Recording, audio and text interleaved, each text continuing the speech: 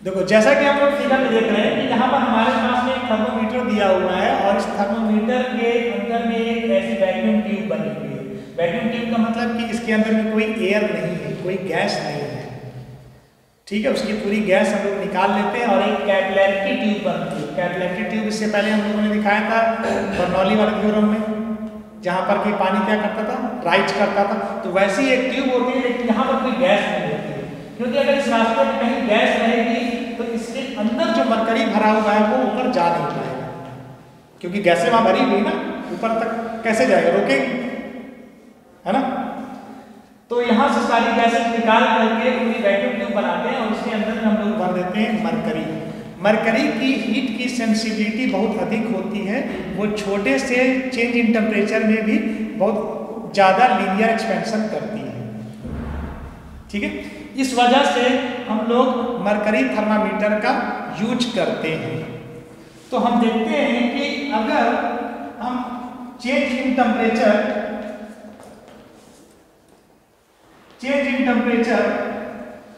करते हैं थोड़ा सा, तो डायरेक्टली प्रोपोर्शनल हो जाता है डेल्टा एल के। मतलब किसी एक खास दूरी पर आपका ये जो मरकरी है किसी एक खास लेंथ में ऊपर, किसी हाइट पर ऊपर राइज कर जाती है, चढ़ जाती है, ओके। तो डेल्टा टी प्रोपोर्शनलिटी का सिंबल हटाते हैं तो मुझे क्या मिलेगा, प्रोपोर्शनलिटी कांस्टेंट मिलेगा। के डेल्टा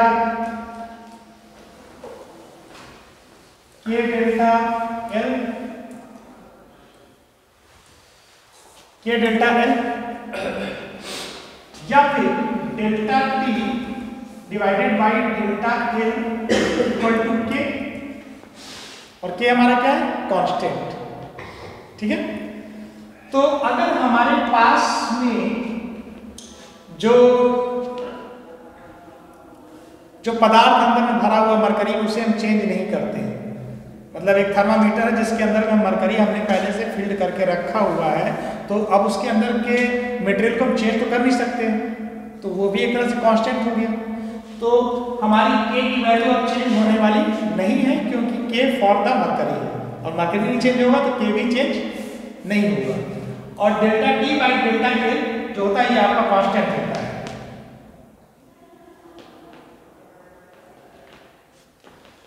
अब यहां पर आते हैं,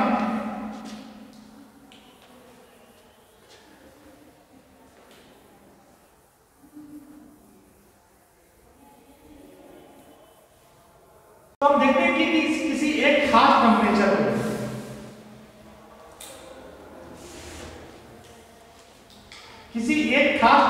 पे जब हमने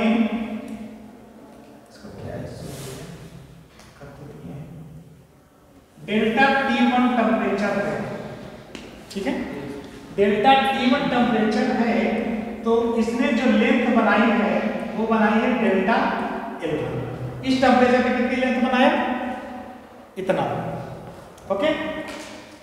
अगेन हम आते हैं टेम्परेचर को इंक्रीज करते हैं और इसे कितने देते हैं, डेल्टा T2। डेल्टा T2 का मतलब T2 minus T0, delta T1 का मतलब T1 माइनस T0, T0 का मतलब 0, ठीक है। और ये डायरेक्टली प्रोपोर्शनल हो जाता है डेल्टा L2 के। अगर आपका T2 T1 से बड़ा है, if delta T2 is greater than delta T1, then delta L2 greater than delta L1। ज्यादा टेम्परेचर पाएगा तो ज्यादा हाइट इंक्रीज करेगा, तो डेल्टा L2 भी बड़ा होगा, क्लियर। अब दोनों बात को हम लोग इक्वेशनल फॉर्म लिखते हैं, डेल्टा T1 बराबर के L1, डेल्टा T2 बराबर के L2, ओके। ये हो गया आपका इक्वेशन नंबर 1, ये हो गया इक्वेशन नंबर 2। इक्वेशन 1 और इक्वेशन 2 को जब हम कंपेयर करते हैं, दोनों इक्वेशन को जब हम कंपेयर करते हैं, then delta T1 divided by delta T2 equal to K delta L1 by K delta L2। K से के टर्मिनेटेड आउट हो गया, और यहाँ पर आपको मिला delta T1 divided by delta T2 equal to delta L1 divided by delta L2। Again अब मुझे जो टेम्परेचर चाहिए, इफ T1 आपका किसी एक खास लेंथ पर टेम्परेचर है या जो आपका 0 डिग्री पे हो रहा हो, T1 मैंने मान लिया कि 0 डिग्री पर, 0 डिग्री सेल्सियस पर उसकी लेंथ कितनी है, L1 है, ठीक है। तो डेल्टा 2 डिग्री पे कितना होगा, तो अगर मुझे ये निकालना है तो ये delta T2 equal to delta T1 multiplied by delta L2 and divided by delta L2। तो ये आपका फॉर्मूला बन जाएगा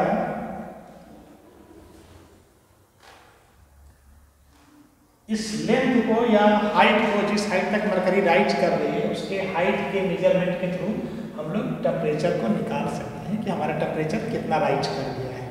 और उस राइज को ही हम लोग क्या करते हैं कि जिस हाइट तक हमारा ये मरकरी जाता है किसी एक टेम्परेचर चेंज पर, अगर T1 टेम्परेचर पर ये आपका यहाँ तक आया था इस पॉइंट तक, ठीक है, T2 टेम्परेचर तक कहाँ तक आ गया, यहाँ आ गया।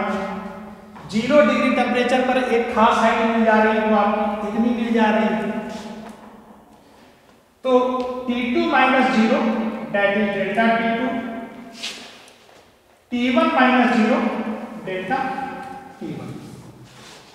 अब थर्मामीटर अगर हमारे रूम पे रखा हुआ है तो रूम में कोई टेम्परेचर तो है, 0 डिग्री तो नहीं है ना, इसी वजह से वो एक खास रीडिंग तो हमेशा देते रहते हैं, ठीक है। तो जो भी इंक्रीज होगा अगर आप हीट बढ़ाएंगे तो उससे आगे ही होगा, हाइट अब उसके ऊपर ही जाएगी, 0 से तो आगे नहीं जाएगी क्योंकि 0 पे तो है ही नहीं, 0 टेम्परेचर कहाँ है हमारे रूम में, यहाँ पर एक खास टेम्परेचर है और जिसकी वजह से किसी एक हाइट तक आपका मरकरी रात का ऊपर राइज किया रहता है, चढ़ा हुआ रहता है, ठीक है। तो इससे इसको घटाएं, देखें कितनी लेंथ मिली, फिर इस T2 से इसको घटाएं, फिर देखें कितनी लेंथ मिली। इन दोनों को आपस में कंपेयर किए और बाद में स्केलिंग करते हुए, स्केल यूज करते हुए हम लोग मिलीमीटर स्केल यूज करते हैं और उसके बाद में हम लोग इस फॉर्मूले का यूज करते हुए सारे लेंथ को टेम्परेचर के नाम से इंडिकेट कर देते हैं। और फिर बाद में जब हमारा मरकरी थर्मामीटर हम लोग यूज करते हैं और हमारा मरकरी किसी हाइट तक जाता है, ठीक है, तो उसको देख करके हम लोग आसानी से बता देते हैं कि टेम्परेचर इतना है। हमें कोई मैथमेटिकल सॉल्यूशन बाद में करके नहीं देखना पड़ता है और उस यूनिट से हमें एक बार में वैल्यू पता चल जाती है। तो ये इसका पूरा मेथड है कि मरकरी थर्मामीटर कैसे काम करता है। मरकरी थर्मामीटर जो आपका आता है सेल्सियस में भी आते हैं और आपके फ़ारेनहाइट में भी आते हैं। फिगर जो आप देख रहे हैं यहाँ पर जो रेटिंग दी हुई है आपकी डिग्री सेल्सियस दी हुई है और फीवर जब इंसान को होता है हम लोगों को वहाँ पर जब हम लोग यूज करते हैं तो हम लोग वहाँ पर फ़ारेनहाइट स्केल यूज करते हैं क्योंकि डिग्री सेल्सियस स्केल जो है वो बहुत छोटा होता है। फ़ारेनहाइट की टर्म पे आप लेंगे तो वो बहुत छोटा होगा, तो अच्छे से रीडिंग लेने के लिए हम लोग क्या यूज करते हैं, फ़ारेनहाइट स्केल। और फ़ारेनहाइट स्केल यूज करते हैं तो फ़ारेनहाइट स्केल में नॉर्मल जो ह्यूमन का टेम्परेचर कितना होना चाहिए, अगर आपको बुखार नहीं है तो लगभग कितना होना चाहिए, 97-98 यही होता है, और उसके ऊपर 99-100 होना शुरू हो जाता है, इसका मतलब कि वो आपका फीवर। क्लियर? तो उम्मीद है आपको बस ये पूरी बात समझ में आ गई। इसके बाद में एक और थर्मोमीटर जो हम लोगों को पढ़ना है वो है बाइमेटालिक स्ट्रिप थर्मोमीटर, ठीक है। तो बाइमेटालिक थर्मोमीटर का आप स्ट्रक्चर यहाँ पर देख रहे हैं और जैसे कि ये नाम से पता है बाइमेटालिक, यहाँ पर होता क्या है कि दो मेटल की पतली पत्तियां ली जाती हैं, एक मेटल ये हुआ और एक मेटल का और हम लेंगे और वो मेटल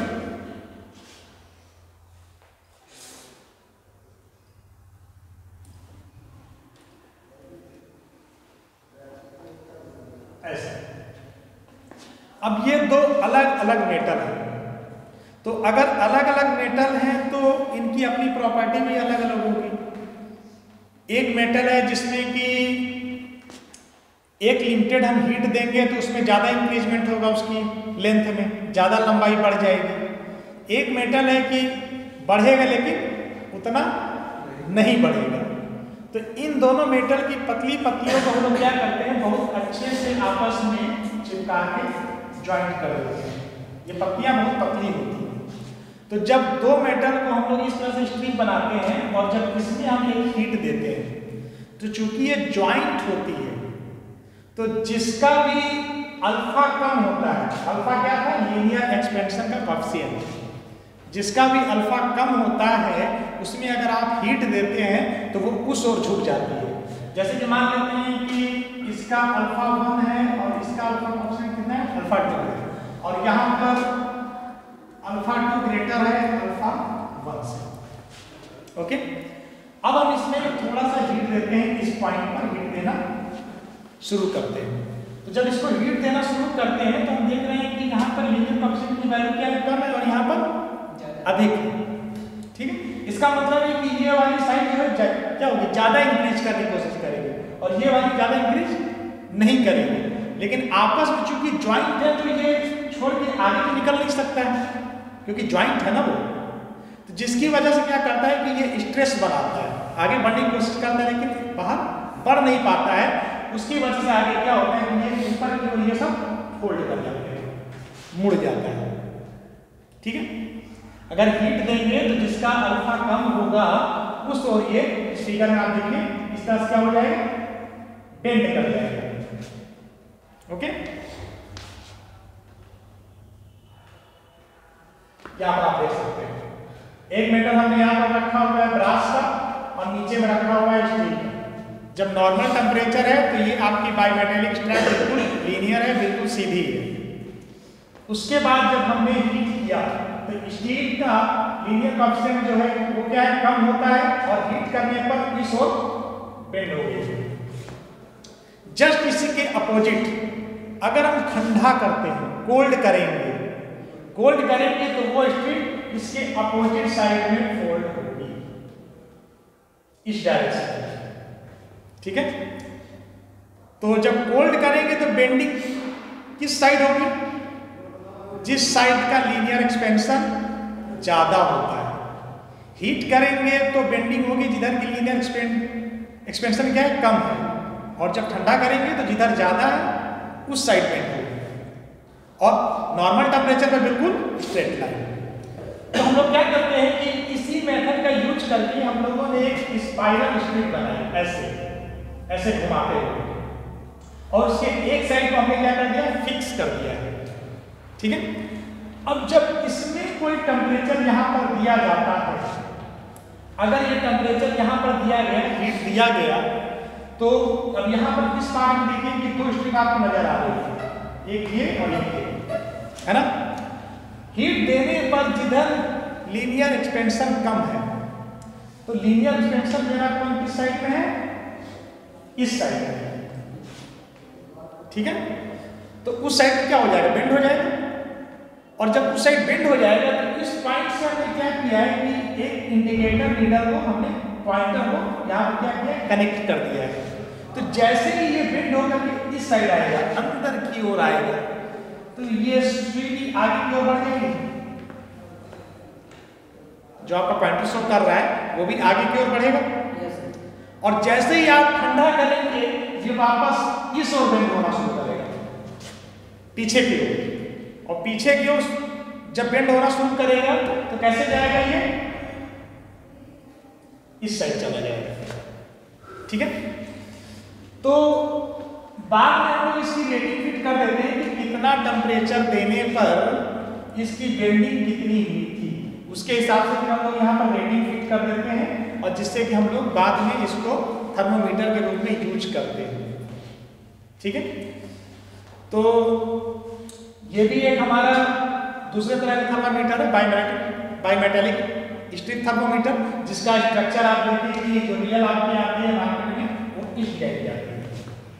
ये इसका मॉडल है, जिसमें कि आपकी बाइमेटेलिक स्ट्रिप देखिए यहाँ पर क्या है, स्पाइरल करके एकल फॉर्म में राउंडेड करके टर्न की हुई, और वो आपको पॉइंटर यहाँ पर कनेक्ट, जिस ओर मुड़ेगी वो सुई आगे बढ़ेगी।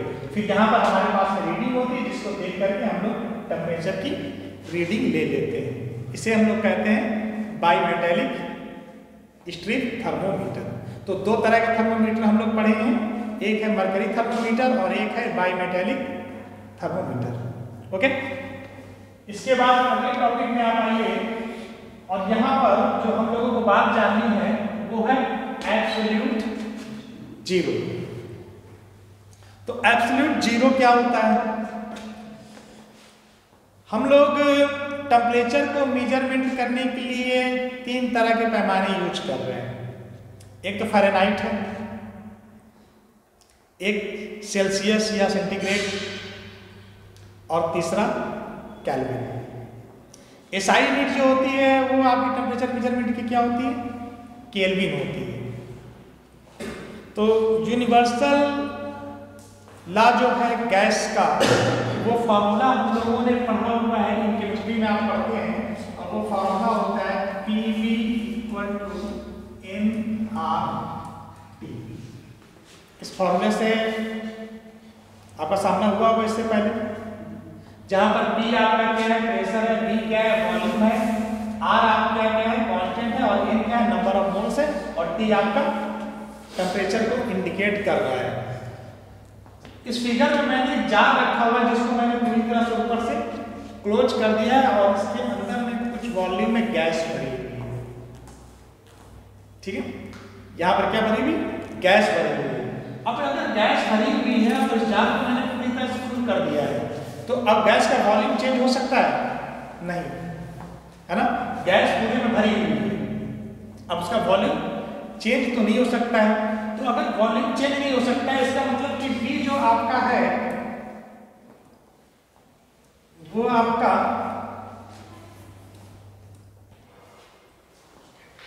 कांस्टेंट है। ठीक है, वॉल्यूम यहां पर क्या हो रहा है? कांस्टेंट हो रहा है। तो वॉल्यूम कांस्टेंट हो गया, नंबर ऑफ मोल्स गैस के जितने थे वो इसके अंदर जितने हैं उतने ही रहेंगे, कहीं बाहर नहीं चले जाएंगे, क्योंकि जो जार है हमारा पूरी तरह से ऊपर से फिक्स किया हुआ है। तो जो भी number of moles of gas है वो इससे बाहर नहीं जाने वाले, वो भी उतने ही रहेंगे, तो वो भी कांस्टेंट हुआ।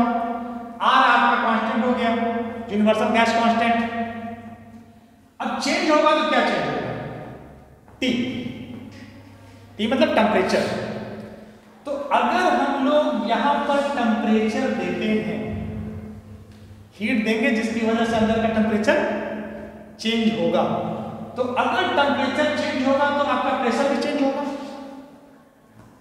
हीट देने से किसी भी गैस पार्टिकल्स के मॉलिक्यूल्स में काइनेटिक एनर्जी आ जाती है। ठीक है, हीट देने से क्या होगा? उसके अंदर में काइनेटिक एनर्जी आएगी, और काइनेटिक एनर्जी आती है तो जो आपके गैस के मॉलिक्यूल्स हैं वो क्या करेंगे? बार बार तेजी से इसके कॉर्नर को हिट करेंगे, जो वाल है जार की उसको बार बार हिट करेंगे, बार बार, और हिट करेंगे तो उसकी वजह से इसको क्या फील होगा? प्रेशर। तो मतलब हीट देंगे तो इसके वाल पर प्रेशर बढ़ेगा, टेम्परेचर इंक्रीज करेंगे तो प्रेशर क्या होगा? बढ़ेगा। अगर हम टेम्परेचर घटाना शुरू कर देंगे तो प्रेशर भी घटना शुरू हो जाएगा। तो यहां पर हम इसका ग्राफ देख रहे हैं प्रेशर और टेम्परेचर का। ये आपका लाइन जो शो कर रहा है वर्टिकल लाइन, ये आपका प्रेशर इंडिकेशन ले रहा है, और जो आपकी हॉरिजॉन्टल लाइन है वो इंडिकेशन ले रही है टेम्परेचर की। ठीक है, तो इस पॉइंट से देख रहे हैं कि हमारे पास में कोई भी गैस हो, दो अलग अलग तरह की गैस है, जिसको हम एक बार इंडिकेट कर रहे हैं वायलेट से और एक को इंडिकेट कर रहे हैं ब्लू से। सेम वॉल्यूम में मैंने दो तरह की गैसें ली हैं। अब किसी खास टेम्परेचर पर, यहां पर कोई एक टेम्परेचर है जिसको हम ले लेते हैं T2। ठीक है, T2 लेते हैं, तो किसी खास टेम्परेचर पर यहां पर जो प्रेशर मिल रहा था वो मिल रहा था P2। किसी खास टेम्परेचर पे दूसरी गैस जो थी वो बना रही थी P'2। ओके, अब हम लोग क्या करते हैं? टेम्परेचर को धीरे धीरे डिक्रीज करते हैं पीछे की ओर। जैसे जैसे हम टेम्परेचर को धीरे धीरे घटाते हैं वैसे वैसे यहाँ पर प्रेशर भी आपका कम होते चला जा रहा है। यहां से आया, यहां तक आया, यहां तक आया, यहां तक आया, यहां तक आया, ऐसे ऐसे करते टेम्परेचर चेंज करते करते हम टेम्परेचर को कहां पर ले आए? 0 डिग्री सेल्सियस। टेम्परेचर चेंज करते करते हम कहां तक ले आए? 0 डिग्री सेल्सियस। लेकिन 0 डिग्री सेल्सियस लाने के बावजूद हमें इन दोनों गैस में यह देखने को मिला है कि प्रेशर तो कम हुआ है लेकिन प्रेशर 0 नहीं हुआ है। मतलब प्रेशर अभी भी 0 नहीं हो रहा है। इसका मतलब टेम्परेचर का जो मेजरमेंट हम लोग अब तक ले रहे थे कि जो 0 डिग्री से बात को शुरू करते थे कि जो कि 0 क्या होता है? फ्रीजिंग पॉइंट होता है वाटर का, पानी उतने में बर्फ में कन्वर्ट हो जाता है। 100 डिग्री सेल्सियस क्या होता था? लिक्विड क्या बन जाती थी? गैस में कन्वर्ट होने लग जाती थी, बॉइलिंग पॉइंट होता था। तो हम देख रहे हैं कि 0 से पीछे भी कुछ देखने को मिल रहा है in case of gas. Liquid के टर्म में तो हमने देखा कि 0 डिग्री सेल्सियस है तो वो आपका फ्रीजिंग पॉइंट हो गया, सॉलिड स्टेट में आ गया, बॉयल कर दिए, गैसेस स्टेट में बन गया 100 डिग्री सेल्सियस। लेकिन जब गैस के टर्म पे आ रहे हैं तो हम देख रहे हैं कि टेम्परेचर 0 होने पर भी इसका प्रेशर 0 नहीं हो रहा है। तो जब इस ग्राफ को, इस सारे पॉइंट्स को मिलाते हैं और लाइन खींचते हैं तो हम देख रहे हैं कि ये लाइन जाकर के कहीं एक जगह पर मिलती है, किसी एक पॉइंट पर जाकर के टेम्परेचर वाली लाइन को टच कर रही है। और जब ग्राफिकली हम लोग इसका जब मेजरमेंट लेते हैं तो अगर ये 0 डिग्री सेल्सियस था, अगर ये 0 डिग्री सेल्सियस था तो पीछे की ओर में जो हमें ये टेम्परेचर मिल रहा है वो -273 डिग्री सेल्सियस मिल रहा है, -273। ठीक है, यहीं से शुरुआत होती है केल्विन मेजरमेंट की, केल्विन में। तो जहां पर -273 डिग्री सेल्सियस है इसी को हम लोग कहते हैं 0 डिग्री केल्विन। ओके, तो अगर -273 डिग्री सेल्सियस है तो केल्विन में कितना आ रहा है? 0 डिग्री केल्विन। तो अगर हमारा टेम्परेचर 0 डिग्री सेल्सियस होगा तो केल्विन कितना हो जाएगा?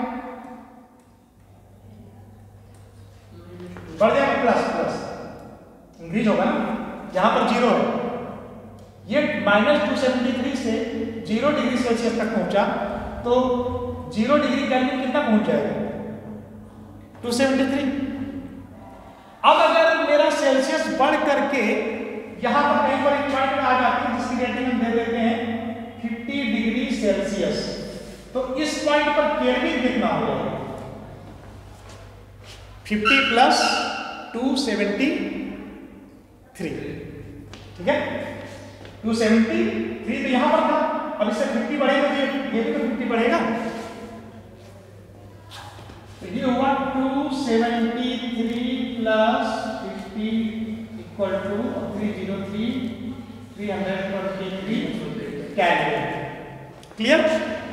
तो अगर मुझे सेल्सियस को केल्विन में बदलना हो, सेल्सियस को केल्विन में बदलना हो तो क्या करते हैं? 273 ऐड करते हैं।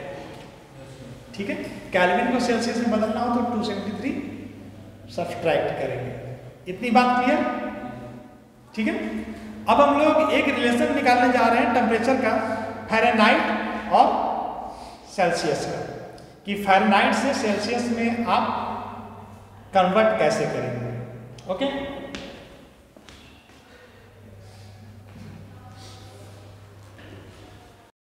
अब हम लोग रिलेशन जानने वाले हैं सेल्सियस, फ़ारेनहाइट और केल्विन के बीच में, कि अगर मुझे किसी एक टर्म में वैल्यू पता हो, अगर मुझे कोई टेम्परेचर सेल्सियस में पता हो तो मैं उसे फ़ारेनहाइट में भी बता सकता हूँ, फ़ारेनहाइट में पता हो तो मैं उसे सेल्सियस में भी बता सकता हूँ। सेल्सियस और केल्विन का तो अभी हम लोगों ने जाना है ना, तो फ़ारेनहाइट और सेल्सियस को आपस में कैसे कन्वर्ट करेंगे। तो यहाँ पर आप एक स्केल देखिए, यहाँ पर से आप देखना शुरू कीजिए। हमें पता है कि 0 डिग्री सेल्सियस, 0 डिग्री सेल्सियस है, यहाँ पर आपकी सेल्सियस की रीडिंग है। 0 डिग्री सेल्सियस पर पानी क्या हो जाता है? फ्रीज हो जाता है, बर्फ बनना शुरू हो जाता है। ठीक है, और 100 डिग्री सेल्सियस टेम्परेचर जब आप वाटर को दे देते हैं तो वो क्या होना शुरू हो जाता है? बॉयल करना शुरू हो जाता है। इसी चीज को जब फ़ारेनहाइट स्केल में हमने देखा तो वो आ रहा था 32 डिग्री फ़ारेनहाइट और फ़ारेनहाइट कितना आ रहा था 212 फ़ारेनहाइट पे बॉयल हो जा रहा था। मतलब सेल्सियस में 0 डिग्री सेल्सियस पे फ्रीज हो रहा है और 100 डिग्री सेल्सियस पर बॉयल हो रहा है।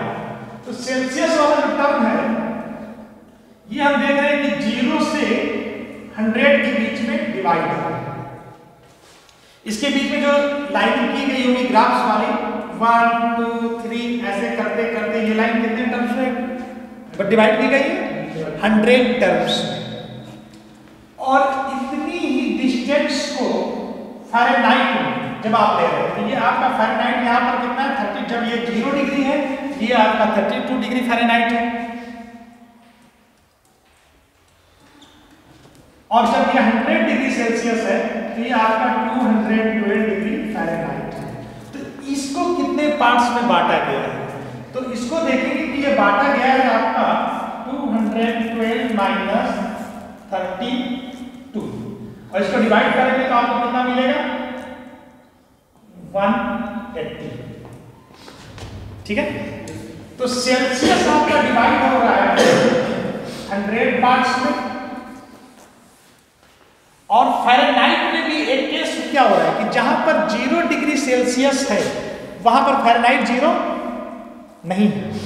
फ़ारेनहाइट वहां कितना है 32, यानी कि वो 32 ज्यादा है ना 32 वो पहले से ही ज्यादा है। तो उस 32 अगर ज्यादा है अगर उसको बैलेंस करना होगा तो फ़ारेनहाइट को मुझे 0 पे लाने के लिए मुझे 32 से डिवाइड मतलब क्या करना पड़ेगा सब्ट्रैक्ट करना पड़ेगा। अब 32 पहले से ज्यादा हो चुके हैं तो हम दोनों बराबर कैसे मान लेंगे है ना। तो अगर इसको भी 0 पे लाना है तो मुझे इस 32 को क्या करना पड़ेगा घटाना पड़ेगा तब ये 0 पे आएगा ना। तो बराबर स्केलिंग करने के लिए इसको 0 करने के लिए हमें फ़ारेनहाइट को 32 से सब्ट्रैक्ट करना पड़ता है डिक्रीज करना पड़ता है और उसके बाद में जो ये डिवाइड होता है वो कितने टर्म्स में डिवाइड हो रहा है 180 टर्म्स में डिवाइड होता है। तो ये आपका फॉर्मूला निकल गया इसका। ठीक है, अब इसी में अगर हम केल्विन वाला जोड़ देते हैं केल्विन का पार्ट जोड़ते हैं जाकर के तो केल्विन में क्या था C प्लस 273 बाई 100 क्योंकि केल्विन वाला भी 100 पार्ट्स में ही डिवाइडेड था। ठीक है, लेकिन केल्विन क्या था कि वो पीछे था 273 तो अगर 273 पीछे था तो मुझे इंक्रीज करना पड़ेगा 0 पे लाने के लिए केल्विन को है ना। तो इसीलिए हम लोग केल्विन में 273 ऐड कर देते हैं और फ़ारेनहाइट में ये -32 और ये आपका रिलेशन बन जाता है। इस फॉर्मूले से आप सेल्सियस को फ़ारेनहाइट में और फ़ारेनहाइट को सेल्सियस में चेंज कर सकते हैं। अगर हमारे पास में एक क्वेश्चन है कि मेरे पास में टेम्परेचर जो दिया हुआ है 40 डिग्री सेल्सियस है इसको आप फ़ारेनहाइट में बताइए 40 डिग्री सेल्सियस है तो फॉर्मूला में हम वैल्यू पुट करते हैं 40/100 equal to F minus 32 divided by 180। Okay, ये पार्ट आपका इस साइड आ गया 40 into 180 divided by 100 equal to F minus 32। 0 से 0 cancel out 18 4 72 18 4 72 equal to F minus 32। तो F इक्वल टू कितना हो जाएगा 72 प्लस 32 2 to 4 70 मतलब 40 डिग्री सेल्सियस किसके बराबर होता है 104 फ़ारेनहाइट के बराबर होता है। तो ये बात आपको समझ में आ गई कि ये फॉर्मूला जो आपका निकल के आया हुआ है जो बुक में बताया हुआ है ये फॉर्मूला कहां से बना। ओके, तो आप लोग इसको कॉपी में नोट डाउन कर लीजिए।